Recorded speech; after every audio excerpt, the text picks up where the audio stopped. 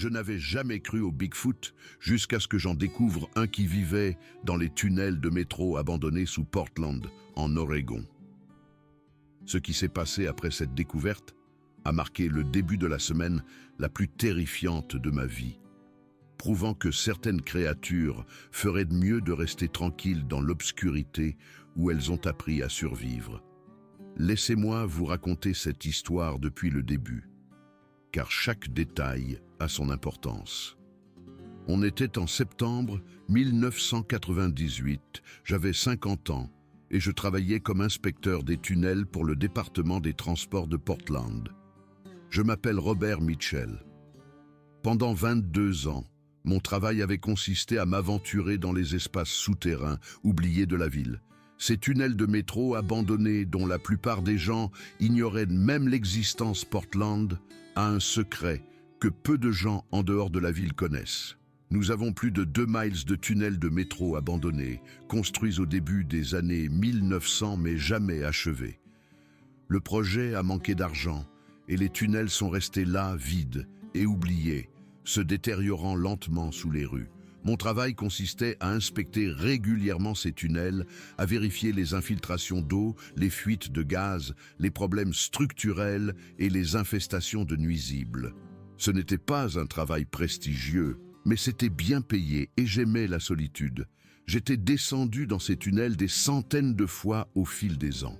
Je connaissais chaque recoin, chaque quai de station, chaque puits et point d'accès.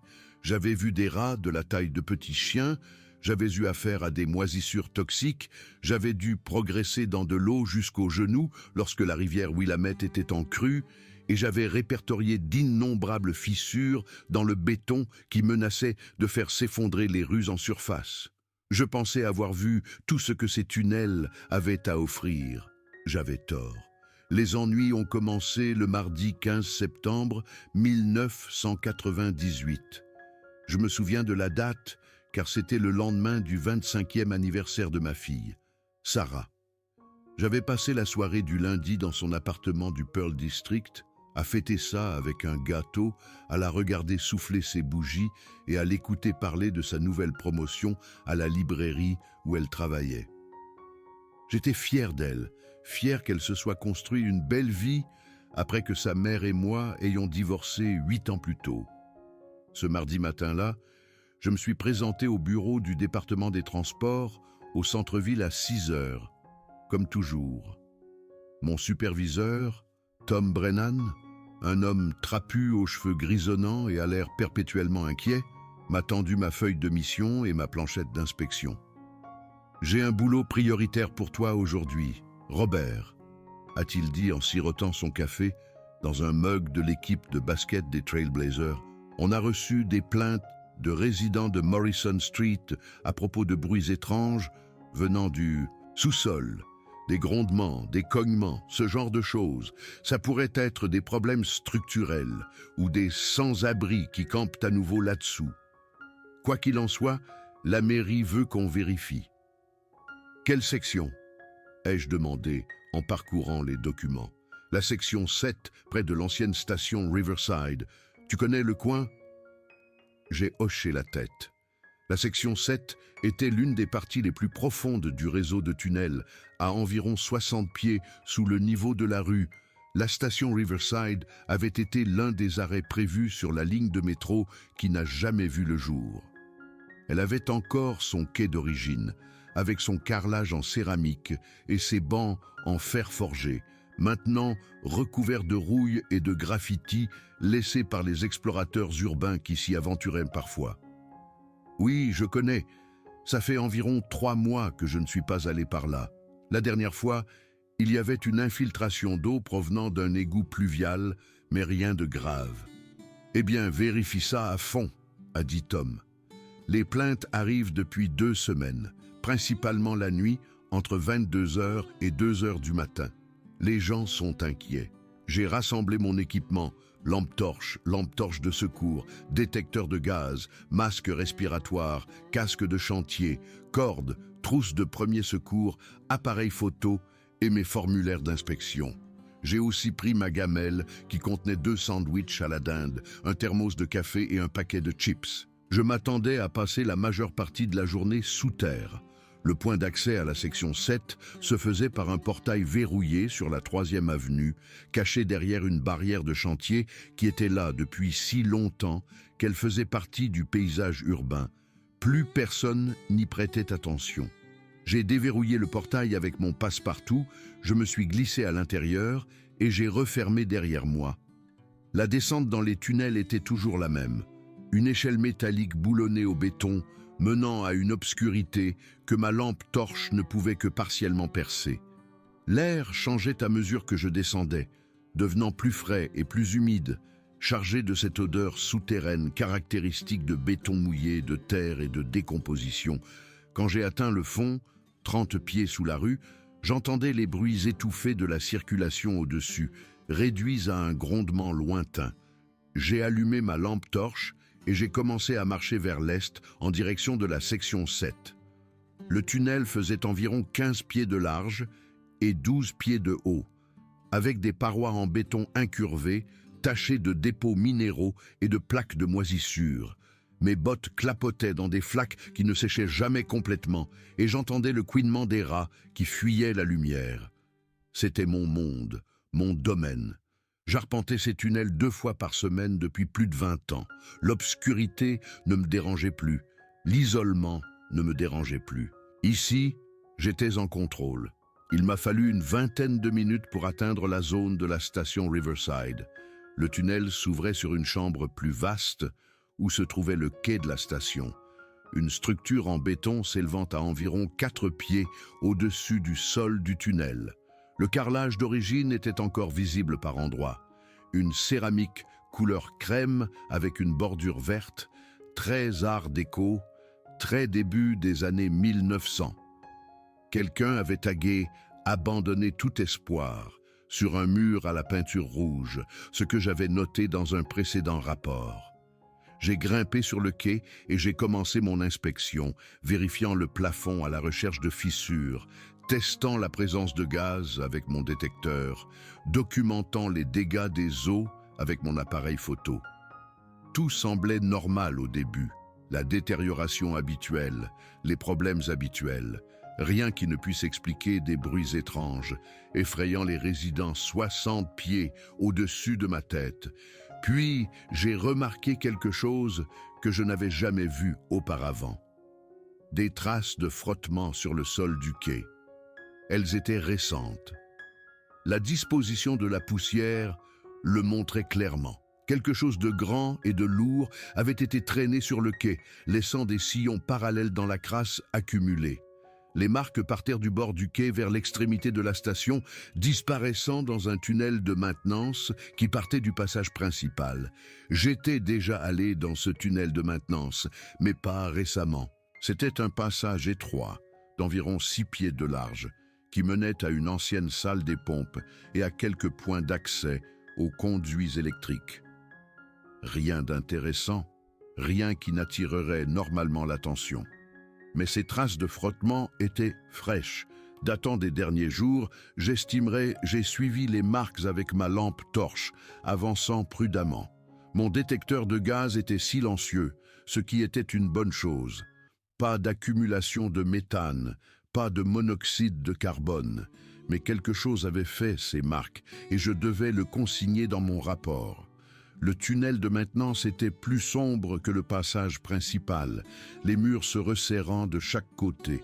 Le faisceau de ma lampe a révélé d'autres traces de frottement et maintenant je pouvais voir autre chose, des empreintes.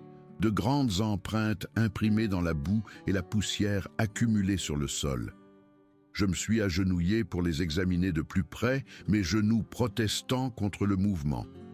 Je n'étais plus aussi jeune qu'avant, et 22 ans à monter et descendre des échelles avaient eu raison de mes articulations. Les empreintes étaient énormes, facilement 16 pouces de long et 7 pouces de large. Elles avaient 5 empreintes d'orteils distinctes, et ce qui ressemblait à une marque de talon. Mais ce n'étaient ni des chaussures, ni des bottes. C'étaient des empreintes de pieds nus, mais bien trop grandes pour être humaines. Ma première pensée a été que quelqu'un faisait une farce, peut-être des explorateurs urbains fabriquant de fausses traces pour effrayer les gens. Mais les empreintes étaient profondes, suggérant un poids important, plusieurs centaines de livres au moins. Et la longueur de la foulée entre les empreintes était grande, suggérant quelque chose de grand, quelque chose qui faisait de grands pas.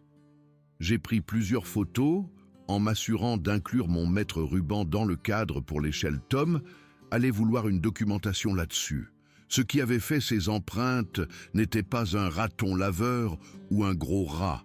C'était quelque chose de grand, quelque chose de bipède, quelque chose qui ne devrait pas exister ici. J'ai continué à suivre les traces plus profondément dans le tunnel de maintenance.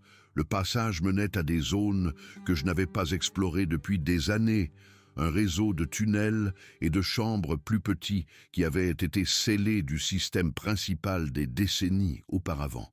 Mais les scellés avaient été brisés, les vieilles grilles métalliques forcées, les cadenas rouillés et inutiles. Quelqu'un ou quelque chose utilisait ces passages régulièrement. Les traces m'ont conduit à travers un labyrinthe de tunnels communicants, chacun m'entraînant plus profondément sous terre, plus loin de la surface, plus loin de toute issue de secours facile. Après environ 15 minutes de progression prudente, le tunnel artificiel s'est soudainement ouvert sur quelque chose de complètement différent. Un système de grottes naturelles qui croisait les passages construits. Une caractéristique géologique que les ingénieurs d'origine avaient dû rencontrer lors de l'excavation et qu'ils avaient simplement contournée. La grotte était énorme, une chambre d'au moins 40 pieds de large et 20 pieds de haut, avec des stalactites pendant du plafond comme des glaçons de pierre et un ruisseau souterrain longeant un mur, créant un murmure constant qui se répercutait sur les parois. Et là, au fond de la grotte, je l'ai vu. Une sorte de nid, construit avec un soin surprenant à partir de matériaux récupérés à la surface, de vieilles couvertures, certaines avec des motifs encore reconnaissables, des cartons aplatis et superposés pour l'isolation, une bâche en plastique tendue sur un cadre de fortune, des chutes de tissus tissées ensemble comme une tapisserie rudimentaire. Il y avait des emballages de nourriture éparpillés, principalement de fast-food, McDonald's, Burger King, Taco Bell, des boîtes de conserve vides de haricots et de soupe, des bouteilles en plastique qui avaient autrefois contenu de l'eau ou du soda. Quelqu'un ou quelque chose vivait ici depuis un certain temps, rassemblant des provisions à la surface, les descendant dans ce sanctuaire caché. Mais ce qui m'a le plus frappé, c'est la taille de tout. Le nid n'était pas construit pour un humain. La litière mesurait au moins 8 pieds de long et 4 pieds de large, conçue pour quelque chose de beaucoup plus grand que n'importe quelle personne. Les couvertures, en les examinant de plus près, montraient des signes d'un poids énorme, compressé et usé, selon des motifs qui suggéraient un corps bien plus grand et plus lourd que le mien. C'est alors que je l'ai entendu. Un son provenant du plus profond de la grotte, des ombres que ma lampe torche ne pouvait pénétrer. Une vocalise grave et grondante qui n'était pas tout à fait humaine mais pas tout à fait animale non plus. Elle avait une qualité musicale, presque comme un chant de gorge mais plus profond, plus résonnant, avec des harmoniques qui semblaient vibrer dans ma poitrine. Mon cœur martelait contre mes côtes. Chaque instinct, chaque mécanisme de survie, affiné par des millions d'années d'évolution, me hurlait de m'enfuir, mais je ne pouvais pas bouger. J'étais figé, cloué sur place, le faisceau de ma lampe tremblant, alors que j'essayais de localiser la source du son. Puis, j'ai vu un mouvement dans l'ombre. Quelque chose de grand bougeait dans l'obscurité, hors de portée de ma lumière. Quelque chose d'assez massif pour que son mouvement crée des courants d'air que je pouvais sentir sur mon visage. J'aurais dû m'enfuir. Avec le recul, je sais que j'aurais dû faire demi-tour et remonter cette échelle aussi vite que mes jambes de quinquagénaire le permettaient. J'aurais dû appeler des renforts par radio, sceller l'entrée, faire n'importe quoi, sauf rester là comme un idiot, à attendre de devenir une statistique dans une légende urbaine. Mais quelque chose m'a arrêté. Peut-être la curiosité, peut-être la fierté professionnelle, l'insistance têtue à terminer mon inspection, quoi qu'il arrive. ou peut-être la prise de conscience que ce qui se trouvait dans cette grotte ne m'avait pas attaqué, ne m'avait pas chargé quand il avait remarqué ma présence. Il observait, attendait, tout aussi effrayé de moi que je l'étais de lui. J'ai pris une décision qui m'a probablement sauvé la vie. J'ai lentement abaissé ma lampe torche, la pointant vers le sol plutôt que dans l'obscurité, une sorte d'offrande de paix, une façon de dire que je n'étais pas une menace. « Je ne vais pas vous faire de mal », ai-je dit doucement, essayant de garder ma voix stable malgré la peur qui parcourait mes veines. « Je fais juste une inspection. Je ne savais pas que quelqu'un vivait ici. Je ne suis pas là pour causer des problèmes. » Pendant un long moment, rien ne s'est passé. La grotte était silencieuse, à l'exception du doux murmure du ruisseau souterrain et de ma propre respiration haletante. Puis, lentement, délibérément, la créature s'est avancée à la lisière de ma lumière et j'ai pu la voir clairement pour la première fois. Elle était massive, mesurant facilement 7 pieds et demi, peut-être même 8 pieds si elle se tenait complètement droite. Le corps était couvert d'une fourrure brun-roux, épaisse et emmêlée, sale après des années de vie souterraine. Les poils étaient plus longs sur les bras et le dos, plus courts sur la poitrine et le visage, créant un motif presque délibéré, presque soigné. C'est le visage qui a le plus attiré mon attention. C'était un mélange troublant de singe et d'humain, quelque chose qui ne devrait pas exister selon tous les manuels de biologie que j'avais jamais vus. L'arcade sourcilière était prononcée, lourde et protectrice, projetant des ombres sur des yeux qui reflétaient le faisceau de ma lampe, avec une lueur ambrée, comme des yeux de chat, mais plus grands, plus intelligents. Le nez était plat et large, la bouche grande avec des lèvres qui semblaient presque humaines dans leur expressivité. Le corps était puissamment bâti, avec des épaules plus larges que celles de n'importe quel humain, des bras qui descendaient au-delà de ses genoux et des mains qui semblaient assez fortes pour déchirer le béton. Chaque main avait 5 doigts, comme les miennes, mais plus longs, plus épais, se terminant par ce qui ressemblait à des ongles durs plutôt qu'à des griffes.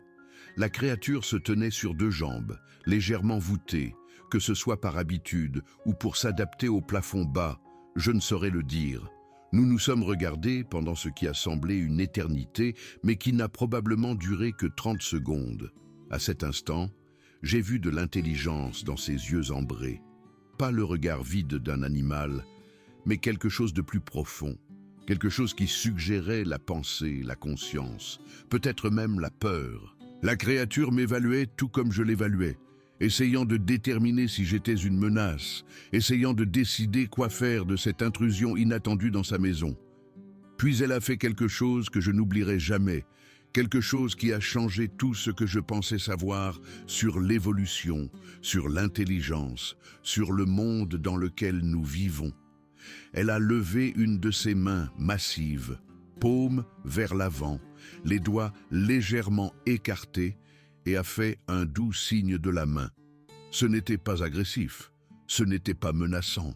C'était une communication, utilisant un geste universel de reconnaissance, peut-être même de salutation. Ce n'était pas un animal agissant par instinct, c'était un être pensant, tentant un contact pacifique. Sans réfléchir, agissant purement par instinct et par un besoin profond de répondre de la même manière, j'ai levé ma propre main et j'ai fait un signe en retour. Le geste semblait absurde.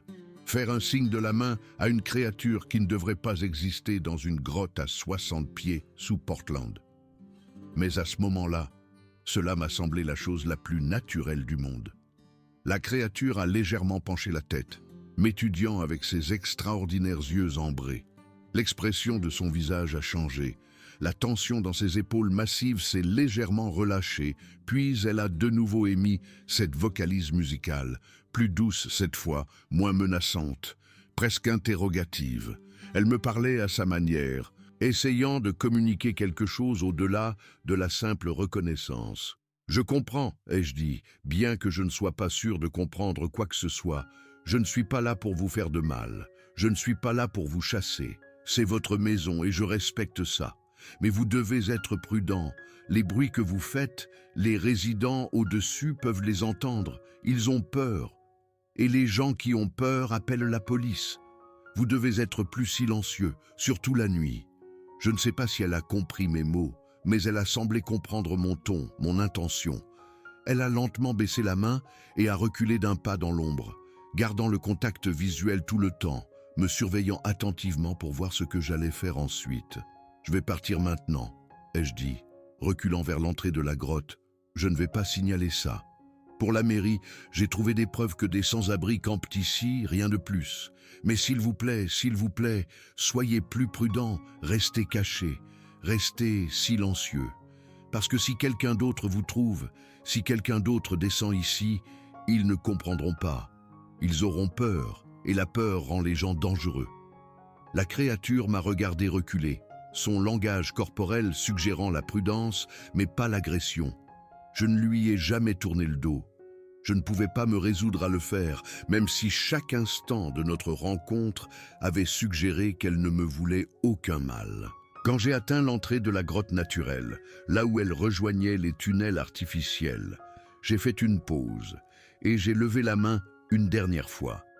La créature a également levé la main, imitant mon geste une dernière fois. Puis je me suis retourné et j'ai marché rapidement à travers les tunnels, mon esprit tourbillonnant de pensées impossibles, de questions sans réponse, avec le poids d'un secret qui changerait tout si quelqu'un venait à le découvrir. J'ai rempli mon rapport cet après-midi-là, en choisissant mes mots très soigneusement. J'ai documenté la découverte de preuves d'habitation non autorisées dans les tunnels de maintenance de la section 7, y compris des zones de couchage de fortune, des déchets alimentaires et des signes d'occupation régulière. J'ai noté que l'occupant ou les occupants avaient probablement accédé au tunnel par des scellés brisés et des portails endommagés. J'ai recommandé d'installer de nouvelles mesures de sécurité et de sceller les points d'accès pour empêcher toute future entrée non autorisée.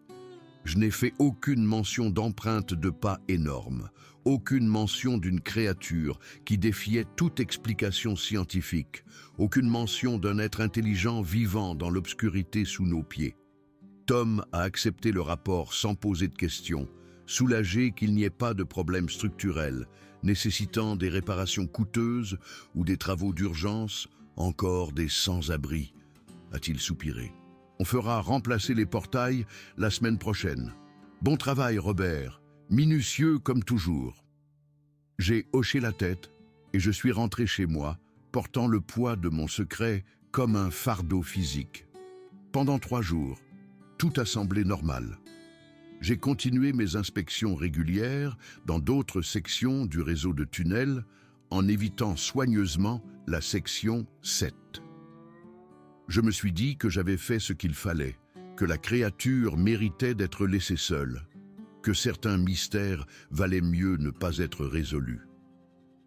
J'ai essayé de me concentrer sur mon travail, sur ma vie, sur n'importe quoi d'autre que ces yeux ambrés me regardant dans l'obscurité. Mais je ne pouvais pas m'empêcher d'y penser, de me demander ce que c'était, d'où ça venait, depuis combien de temps ça vivait sous la ville.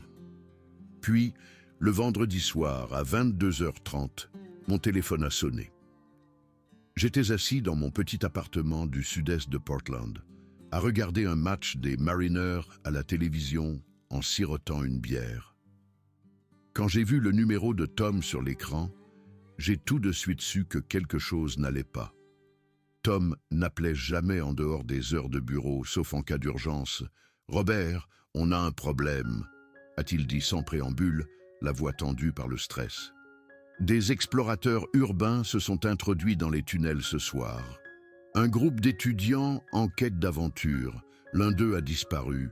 Ses amis disent que quelque chose les a attaqués dans le noir, quelque chose de grand.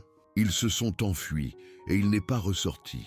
La police organise une équipe de recherche et de sauvetage et ils t'ont spécifiquement demandé pour les guider. Ils ont besoin de quelqu'un qui connaît ces tunnels et tu es le meilleur que nous ayons. Mon estomac s'est noué. Je savais exactement ce qui s'était passé. Ces idiots s'étaient aventurés trop loin était probablement tombé sur la grotte de la créature et avait paniqué. La créature, surprise et effrayée par des intrus soudains, avait défendu son territoire. Et maintenant, un jeune était porté disparu, peut-être blessé, peut-être pire. « Je serai là dans 20 minutes », ai-je dit, attrapant déjà mes clés. J'ai retrouvé la police au point d'accès de la 3e avenue moins d'1 heure plus tard. Il y avait 6 agents, tous lourdement armés, tous l'air tendus et mal à l'aise à l'idée de descendre sous terre. À leur tête se trouvait le sergent Williams. Une femme au visage sévère d'une 40aine d'années, avec des cheveux gris coupés courts et l'attitude de quelqu'un qui en avait trop vu au cours de sa carrière, elle n'était clairement pas ravie de cette opération. « Monsieur Mitchell » a-t-elle dit en me tendant la main. « Merci d'être venu, je suis le sergent Williams. Nous avons un jeune de 19 ans nommé Kyle Parker qui a disparu là-dessous. D'après ses amis, ils exploraient près de la section 7 quand quelque chose leur a foncé dessus dans le noir. Ils l'ont décrit comme énorme, agressif, faisant des bruits étranges. Ils ont paniqué et se sont enfuis. Quand ils ont atteint la surface et fait le compte, Kyle n'était pas avec eux. Nous devons le retrouver avant qu'il n'arrive quelque chose de grave, si ce n'est pas déjà le cas. Ses amis ont-ils décrit où ils se trouvaient exactement quand ils ont été attaqués ? Ai-je demandé. Ils étaient près d'une sorte d'ancien quai de station, puis sont passés par un tunnel de maintenance à la recherche d'un accès plus profond. C'est là que c'est arrivé. Vous savez où c'est ? J'ai hoché la tête, la bouche sèche. Oui, je sais exactement où c'est. Laissez-moi prendre mon équipement. Nous sommes descendus dans les tunnels à 23h15, nos lampes torches créant une sphère de lumière mouvante dans l'obscurité omniprésente. Les agents étaient nerveux. Je le voyais à la façon dont ils tenaient leurs armes, dont leur lumière balayait les ombres, dont ils sursautaient à chaque bruit de gouttes d'eau ou de rats qui détalent. Nous avons avancé dans le passage principal vers la section 7, et à chaque pas nous rapprochant de cette grotte, mon angoisse grandissait. Quand nous avons atteint l'entrée de la grotte, j'ai pu entendre quelque chose à l'intérieur, une respiration lourde, rapide et laborieuse. Un mouvement, le bruit de quelque chose de grand se traînant sur la pierre, un faible gémissement qui aurait pu être humain ou autre chose, déformé par la douleur et résonnant sur les parois de la grotte. « Kyle » a appelé le sergent Williams, sa voix stable, malgré la tension que je pouvais voir dans ses épaules. Kyle Parker, si vous m'entendez, répondez. Nous sommes là pour vous aider. Vous êtes en sécurité maintenant. Le gémissement est devenu plus fort, plus urgent. Nous sommes entrés dans la grotte prudemment, armes au poing, les lampes balayant l'espace. Mon cœur battait si fort que je l'entendais dans mes oreilles. Je savais ce que nous allions trouver, mais le savoir ne rendait pas la réalité plus facile à affronter. Et là, dans la zone du nid, éclairée par 6 puissantes lampes torches, nous l'avons trouvé.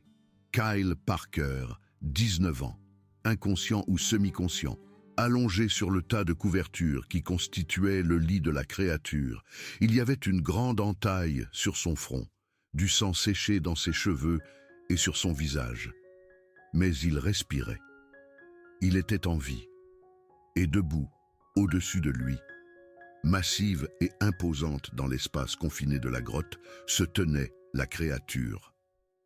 Elle paraissait encore plus grande maintenant, encore plus intimidante, entourée d'agents de police armés dont la présence remplissait la grotte de tension et de peur, mais elle n'attaquait pas, elle ne menaçait pas. Elle montait la garde près du garçon blessé, une main massive posée doucement sur l'épaule de Kyle, émettant ce grondement sourd que je reconnaissais maintenant comme de la détresse. Un avertissement, un plaidoyer pour qu'on le laisse tranquille. « Ah bon Dieu !»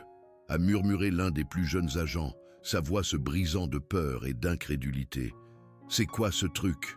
C'est réel !»« Ne tirez pas !» ai-je dit rapidement, avec urgence, en m'avançant entre les agents et la créature. « S'il vous plaît, ne tirez pas. Elle ne l'attaque pas. Regardez-la, regardez bien. Elle le protège. Kyle est probablement tombé et s'est cogné la tête. Et la créature l'a gardé en sécurité, l'a gardé au chaud. » Ce n'est pas une menace. Mais mes mots sont arrivés trop tard, perdus dans le moment de panique et de peur. L'un des plus jeunes agents, un gamin qui ne devait pas avoir plus de 25 ans, le doigt déjà sur la détente, n'a vu qu'un monstre menaçant une victime sans défense. Il a tiré. Le coup de feu a été assourdissant dans l'espace clos, si fort que j'ai eu l'impression que les murs de la grotte eux-mêmes criaient. Le flash du canon a illuminé toute la chambre pendant une fraction de seconde, créant des ombres saisissantes qui dansaient sur la pierre. J'ai vu la créature tressaillir en arrière lorsque la balle a frappé son épaule gauche. J'ai vu l'impact déchirer la chair et le muscle. J'ai vu le sang gicler sur le mur de la grotte derrière elle. La créature a rugi. C'était un son comme je n'en avais jamais entendu auparavant, un son de douleur, de rage et de trahison qui a secoué les fondations même de la grotte. Les stalactites ont tremblé au-dessus de nous, de la poussière tombant du plafond. Pendant un instant, un terrible instant, j'ai cru qu'elle allait nous attaquer. J'ai cru que nous l'avions poussée au-delà du point de coexistence pacifique. L'avions forcée à une violence qu'elle ne voulait pas. Ses bras massifs se sont écartés, ses dents se sont découvertes, chaque muscle de ce corps puissant s'est tendu pour le combat. Mais ensuite, d'une manière ou d'une autre, à travers la douleur et la colère, elle a fait un choix différent. Au lieu d'attaquer, au lieu de se défendre ou de chercher à se venger, elle s'est retournée et a fui. Elle a disparu dans les passages plus profonds du système de grotte, se déplaçant avec une vitesse surprenante malgré son épaule blessée, laissant une traînée de gouttelettes de sang sur le sol de pierre qui brillait en rouge dans les faisceaux de nos lampes. Le bruit de ses mouvements s'est estompé au loin, avalé par l'obscurité sans fin des passages souterrains. Nous avons sorti Kyle de là aussi rapidement et prudemment que possible. 2 agents ont improvisé une civière avec leurs vestes, pendant que le sergent Williams appelait par radio une ambulance pour nous attendre à la surface. Kyle reprenait conscience alors que nous le transportions à travers les tunnels, marmonnant de manière incohérente à propos d'ombre, Dieu et de quelque chose d'énorme qu'il avait gardé au chaud. Il avait une grave commotion cérébrale, plusieurs coupures qui nécessiteraient des points de suture et de possibles contusions internes, mais il s'en remettrait. La créature, malgré toutes les raisons de lui faire du mal, l'avait gardé en sécurité. Au moment où nous avons atteint la surface et confié Kyle aux ambulanciers, l'aube se levait sur Portland. La ville se réveillait. Les gens commençaient leur routine matinale, complètement inconscients que quelque chose d'impossible existait sous leurs pieds. Le sergent Williams a scellé l'entrée de la grotte avec du ruban de police et a posté des gardes pendant qu'elle passait des appels. En quelques heures, il y avait 20 agents rassemblés au point d'accès, ainsi que des responsables de la ville, un expert de la faune du département de la pêche et de la faune de l'Oregon, et même un représentant du bureau du maire. Il prévoyait un ratissage complet du système de tunnels, une opération d'envergure pour trouver et capturer ou, plus probablement, tuer la créature. Ils en parlaient comme d'un animal dangereux, une menace pour la sécurité publique qui devait être éliminée. Personne n'utilisait les mots « intelligence »,« communication » ou « pacifique ».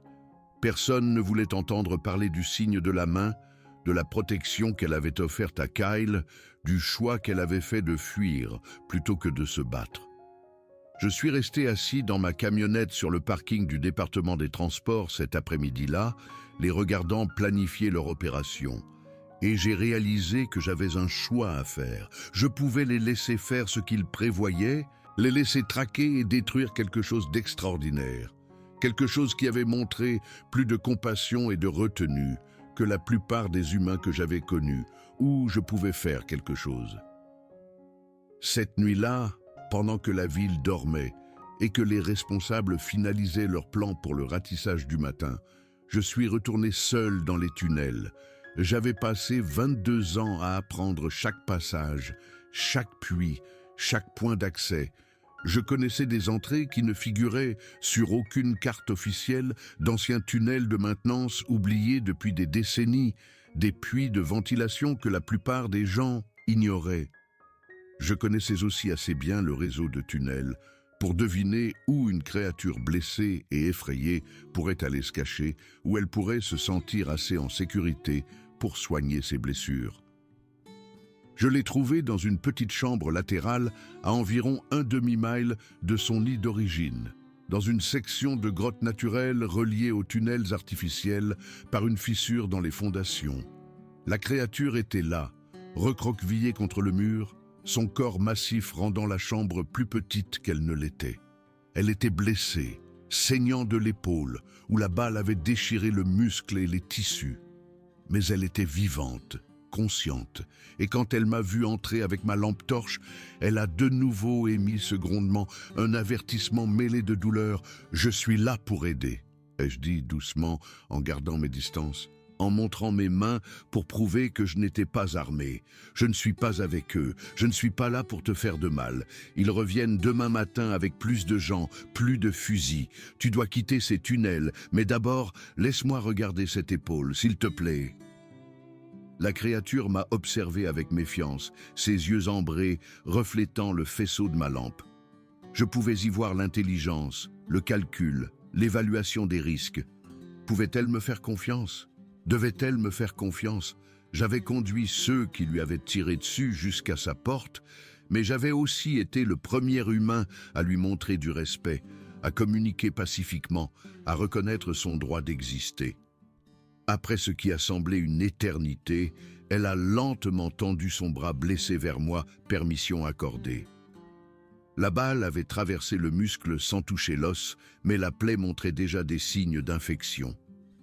Je l'ai nettoyée aussi doucement que possible et j'ai bandé l'épaule. La créature s'est tendue, mais n'a pas reculé.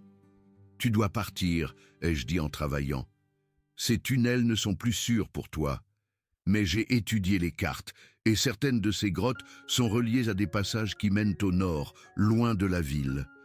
Si tu suis les ruisseaux souterrains, tu pourrais peut-être parcourir des miles sans jamais remonter à la surface. J'ai fini de fixer le bandage et je me suis reculé. La créature a levé son bras valide et a doucement touché le pansement, puis m'a regardé avec une expression que je n'ai pas tout à fait réussi à déchiffrer. « Je suis désolé », ai-je dit. « Je suis désolé que nous ayons envahi ta maison. Je suis désolé que tu te sois fait tirer dessus. Tu mérites mieux que ça. » La créature a émis cette vocalise musicale, plus douce, plus triste. Puis elle a tendu une main massive et a touché mon visage, sa paume rugueuse, mais étonnamment douce. Le geste n'a duré qu'un instant, mais j'y ai senti une reconnaissance, peut-être même de la gratitude. Elle s'est levée, se déplaçant avec précaution à cause de son épaule blessée, et a commencé à rassembler des objets de son nid. Je l'ai aidée à rassembler ce qu'elle pouvait transporter, et ensemble, nous avons marché jusqu'au fond de la grotte, là où les passages les plus profonds menaient dans l'obscurité. La créature s'est arrêtée à l'entrée d'un tunnel particulièrement grand qui descendait en pente en suivant le bruit de l'eau courante. Elle m'a regardé une dernière fois et j'ai levé la main en guise d'adieu.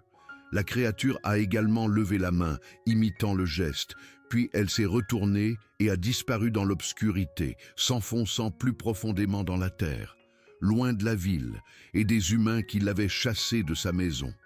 Le ratissage de la ville a commencé à 10 heures le lendemain matin. Ils ont fouillé chaque centimètre du réseau de tunnels, chaque ramification, chaque chambre. Ils ont trouvé la grotte, le nid, les empreintes de pas et les preuves que quelque chose avait vécu là, mais ils n'ont pas trouvé la créature. On dirait que quoi que ce soit, ça a déguerpi, a dit l'expert de la faune. Ces animaux ne sont pas stupides, ils savaient qu'on reviendrait. Ils ont scellé la plupart des points d'accès après ça, installant de nouvelles grilles et serrures.